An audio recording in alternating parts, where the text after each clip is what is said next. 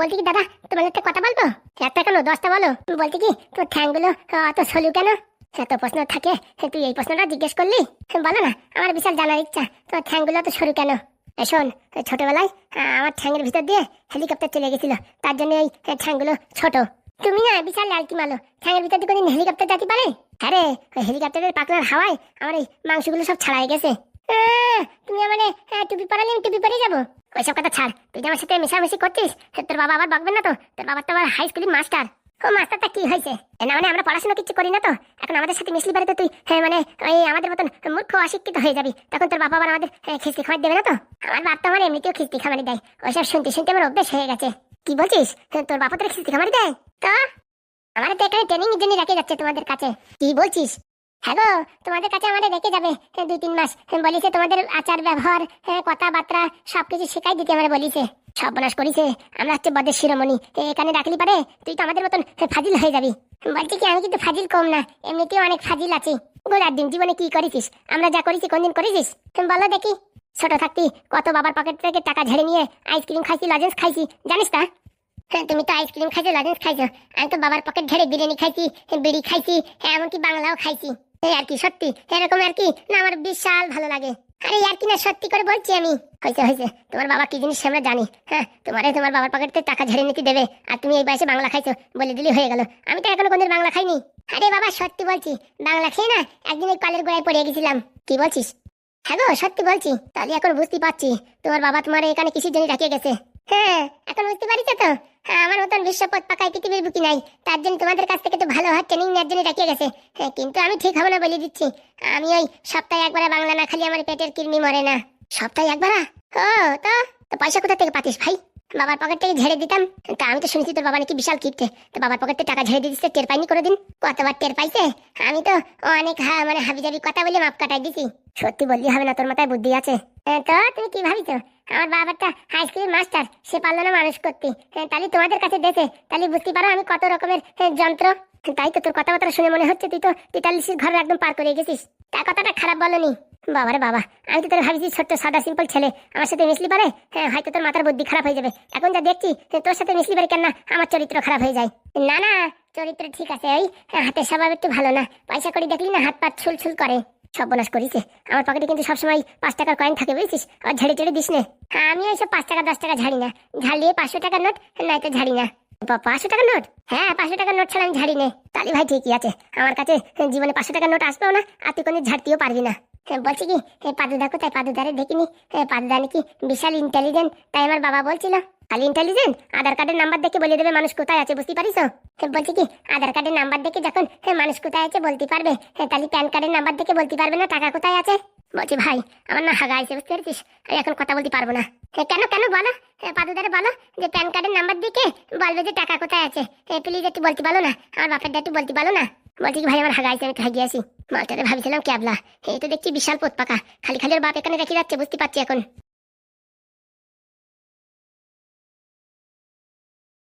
আমার ভাবিছে ক্যাবলা, আর আমার বাপ আমার এখানে ট্রেনিং এ রাখতে পাঠাইছে, আমি কি তোমাদেরকে ট্রেনিং দিয়ে দেবো, বুঝতে পারিস?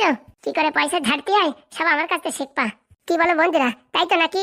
নিচে কমেন্ট করো তো, আজ পর্যন্ত কে কে তার বাপের পকেট থেকে 5 টাকা 10 টাকা ঝাড়িছে, সত্যি করে বুকে হাত রেখে বলবা। আর যদি সৎ সাহস থাকে নিচে কমেন্টে লাগবা।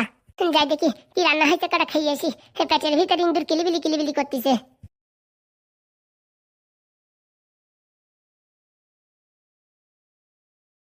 আমার একটা কথার উত্তর দে পাইল। বলো। আমি যে 30,000 টাকা নিয়ে সুদি লাগাইছি, এ কথা কে বলিছে?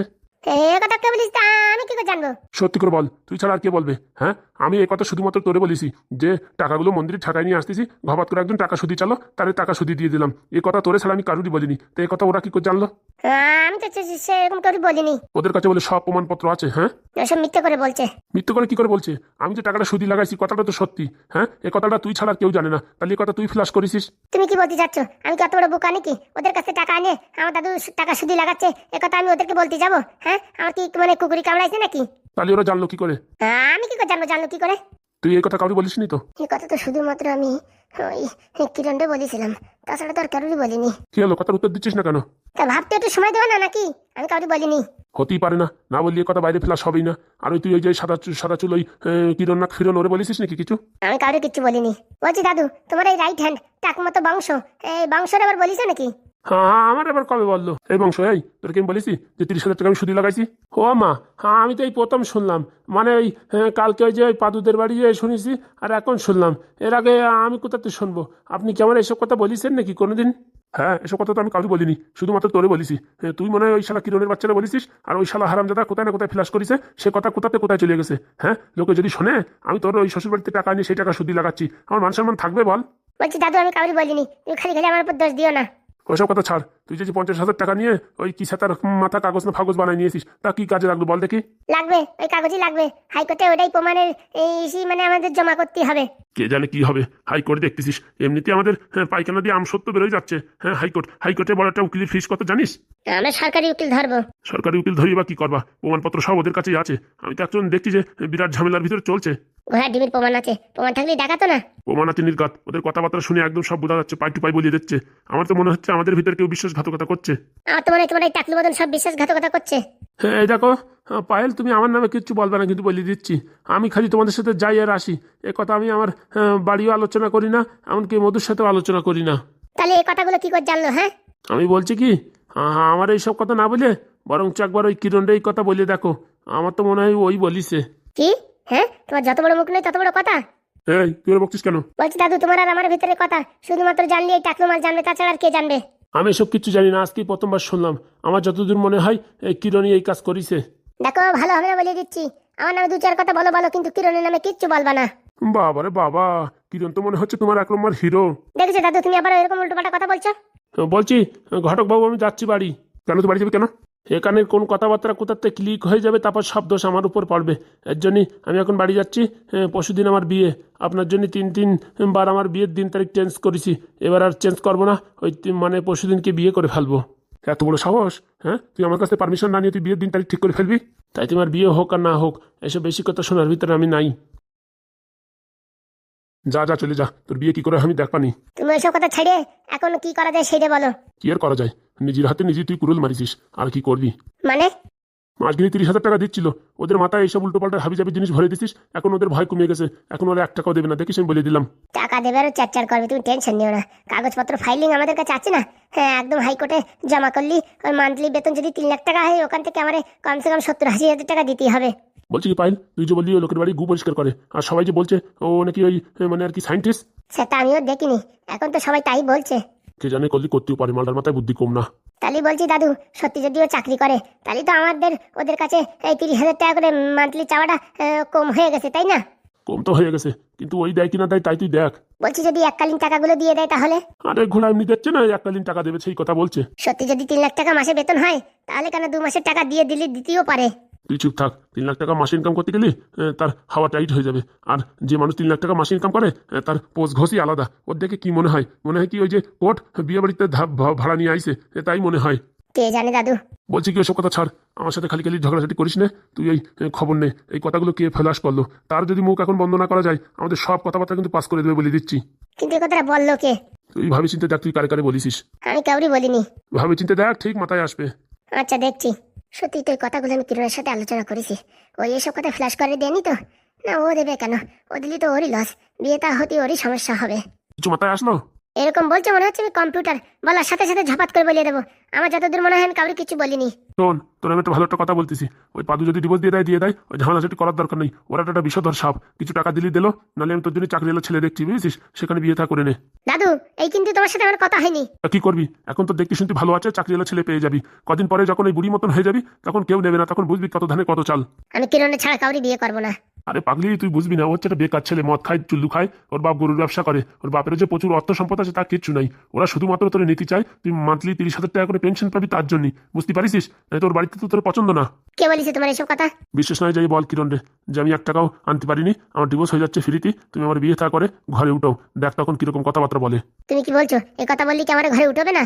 তুই বিশ্বাস না হয় তুই ডাইরেক্ট কিরণের সাথে ওর মা বাবার সাথে যাইয়ে ডাইরেক্ট এই কথাগুলো বল, তারপর দেখ আমার কথা মেলে কি না মেলে। কিরণ আমার ভালোবাসে, আর আমিও কিরণে ভালোবাসি। আরে পয়সা না থাকলে ভালোবাসার কেতায় আগুন, তুই যাইয়ে তো দেখ। আমার কথা যদি ভুল হয় তাহলে আমি নিজে দাঁড়াই থাকি, তোর সাথে কিরণের বিয়ে দেবো। সত্যি তো? 3 সত্যি, তোর আমি যা বলেছি তাই করে দেখ, ঠিক আছে? আচ্ছা ঠিক আছে। নিজের পায়ে কুড়ুল মারার আগে একবার ভালো করে দেখ বাজাইয়ে, ঠিক আছে? আচ্ছা ঠিক আছে, আমি এক্ষুনি যাচ্ছি কিরণদের বাড়ি। আর শোন, ওই সাদা চুল্লি ভালো করে শুনিস, বুঝেছিস? ওইসব কথা কারুরই বলিস কিনা। যদি বলে থাকে তাহলে আমাদের চাল সেইভাবে দিতেই হবে। আরে বাবা, ওরে আমি বলিনি এসব কথা। তোরে যা বললাম তাই বলিস। আচ্ছা ঠিক আছে, বলে দেখ পানি। আমার দাদু সারা স্কুল কলেজে কোনদিন যায়নি, কিন্তু মালটার মাথায় এত বুদ্ধি আসে কোথার থেকে? আমি কি বলেছি কি না বলেছি আগের থেকে টের পেয়ে যাচ্ছে। তার জন্য লোকে বলে পুরনো চাল ভাতে বাড়ে। তো প্রিয় ভালোবাসার মানুষ ও গ্রামবাসীদের জানাই আন্তরিক শুভেচ্ছা ও অভিনন্দন। আপনারা যে এত কষ্ট করে আমাকে ভোটে বিপুল ভোটে জয়ী করিয়েছেন, আপনাদেরকে অসংখ্য অসংখ্য ধন্যবাদ। আজকে আমি বিপুল ভোটে জয়ী হয়েছি শুধুমাত্র আপনাদের ভালোবাসার জন্য। তাই আপনাদেরকে জানাই আন্তরিক শুভেচ্ছা ও প্রীতি অভিনন্দন। সবার কাছে করজোড়ে আমি নমন করছি। এই সবিতাবাই কথা দিচ্ছে, আজ থেকে এই গ্রামে কোনো রকম আকাশ কুকাশ, কোনো রকম হিংসার প্রতি কিচ্ছু দেখা যাবে না। যা হবে সব ভালোভাবে হবে। আর আমি থাকতে আপনাদের কোনো দুঃখ কষ্ট কিচ্ছু হবে না। কোনো গ্রামে কারেন্ট যাবে না, কোনো গ্রামে জলের অভাব হবে না। রাস্তা ভালো থাকবে, শরীর ভালো থাকবে, স্বাস্থ্য ভালো থাকবে, জল ভালো থাকবে, সব কিছু ভালো থাকবে। এবং আপনাদেরকে অনেক চাকরি দেওয়ার ব্যবস্থা করা হবে এবং ছোট ছোট গ্রামে কুটির শিল্পের ব্যবস্থা করা হবে। এই সবিতাবাই আপনাদের সামনে কথা দিচ্ছে। এই আপনাদের গ্রাম অঞ্চল সব কিছু পরিবর্তন করার পিছনে শুধুমাত্র একমাত্র আপনাদের ভালোবাসা ও আমার এই কঠিন পরিশ্রম সব সময় চালু থাকবে। প্রত্যেকটা মহিলা মানুষের পিছনে একটা মানে পুরুষ মানুষের সাপোর্ট থাকে, কিন্তু আমি কোনো সাপোর্ট পাইনি। আমার স্বামীর এই পরিস্থিতি খারাপ, প্যারালাইসিসে ঘরে পড়ে আছে এখনো, তবুও আপনাদের ভালোবাসার জন্য, আপনাদের মঙ্গলের জন্য আমি এত দুঃখ কষ্ট সহ্য করেও শুধুমাত্র ভোটে দাঁড়িয়েছি আপনাদের পাশে দাঁড়িয়ে থাকার জন্য। আপনারা ঠিক মানুষকে উপযুক্ত ভোট দিয়ে জয় করেছেন। হ্যাঁ, আমার জায়গা যদি অন্য কেউ থাকতো আমি গ্যারান্টি দিচ্ছি সে এত ভালো কাজ করতে পারতো না। তাই আমার উপর আপনারা ভরসা বজায় রাখবেন। আপনাদের ঘরে ঘরে কারেন্ট পৌঁছে যাবে, শিক্ষার আলো পৌঁছে যাবে, সংস্কৃতির আলো পৌঁছে যাবে। আপনাদের বাড়ি গরু বাছুর, কৃষিকাজ, পশুপালন সব কিছু আমি পৌঁছে দেবো। সবিতাবাই কথা দিচ্ছে, গ্রামে গ্রামে আর কোনো অভাব থাকবে না, শুধু থাকবে ভালোবাসা আর ভালোবাসা। তাই আপনাদের এইটুকু আমি বলে আমার এখনই এখানে আমি আমার বক্তব্য শেষ করতে চলেছি। আপনারা ভালো থাকুন, সুস্থ থাকুন। আর কোনো অসুবিধা হলে আমার সাথে যোগাযোগ করুন। আমি সবিতাবাই আপনাদের জন্য 24 ঘন্টা উপলব্ধ থাকবো, গরিব মানুষের পাশে দাঁড়িয়ে থাকবো। তাই আপনারা কোনো রকম টেনশন করবেন না। আমি যতদিন বেঁচে আছি এই পৃথিবীর বুকে ততদিন আপনাদের কোনো কষ্ট দুঃখ যন্ত্রণা কিচ্ছু হবে না, কথা দিচ্ছি। না থাকবে এই সমাজে কোনো দুশ্চরিত্র মানুষ, না থাকবে কোনো কারেপশন, সব কিছু একদম চোখের সামনে মধুময় হবে। তাই টেনশন করবেন না।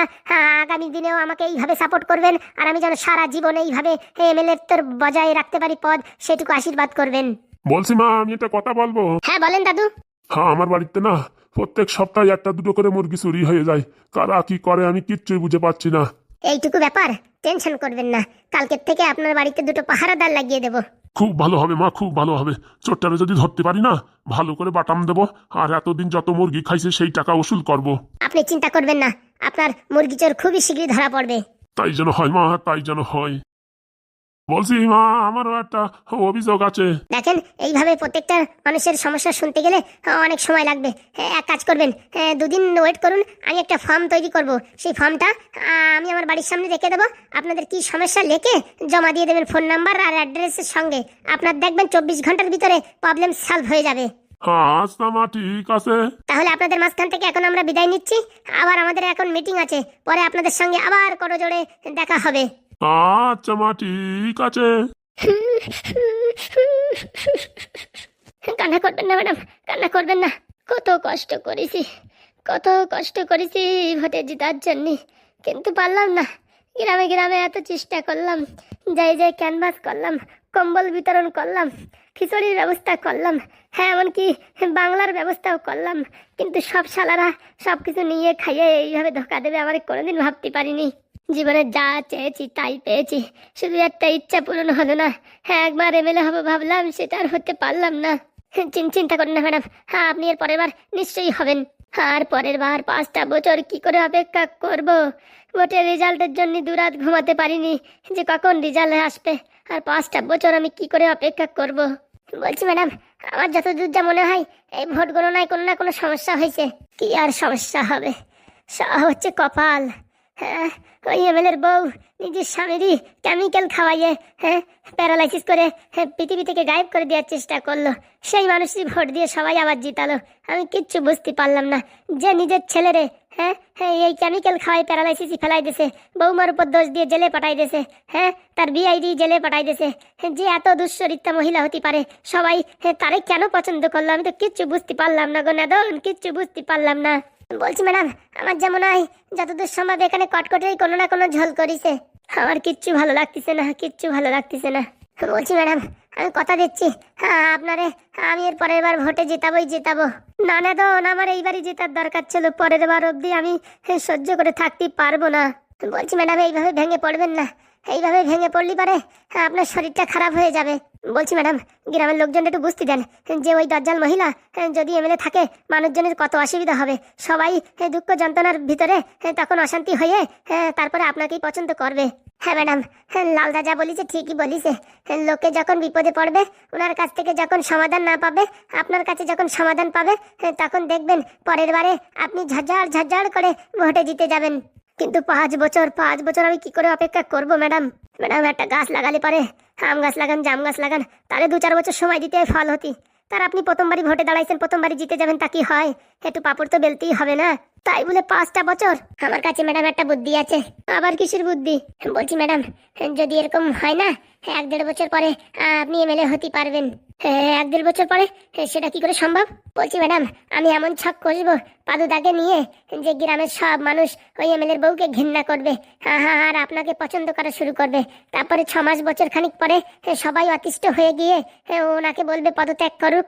তারপরে আবার নতুন করে ভোট হবে, সেই ভোটে দাঁড়ালে আপনি নির্ঘাত জিতবেন।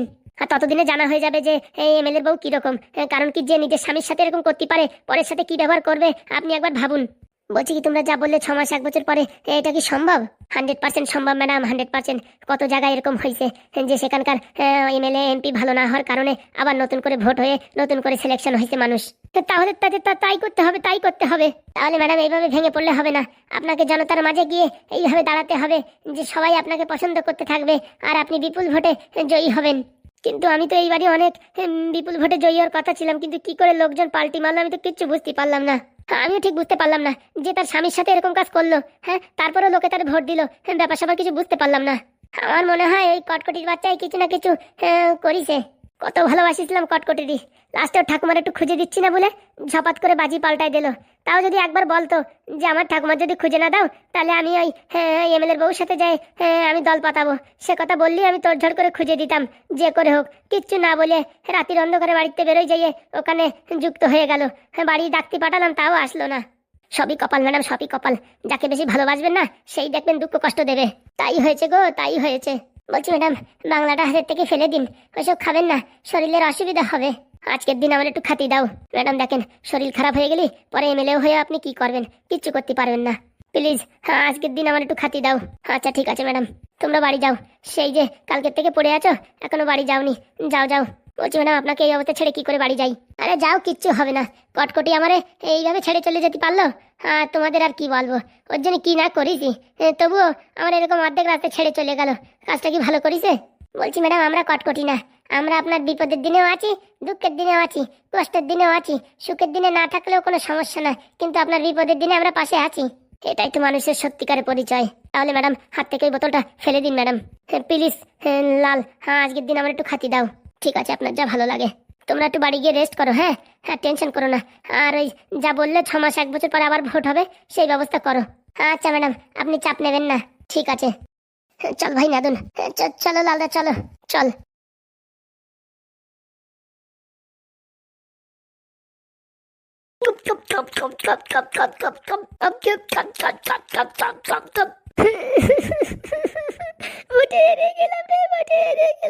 কটকটির বাচ্চা, তোরে আমি ছাড়বো না।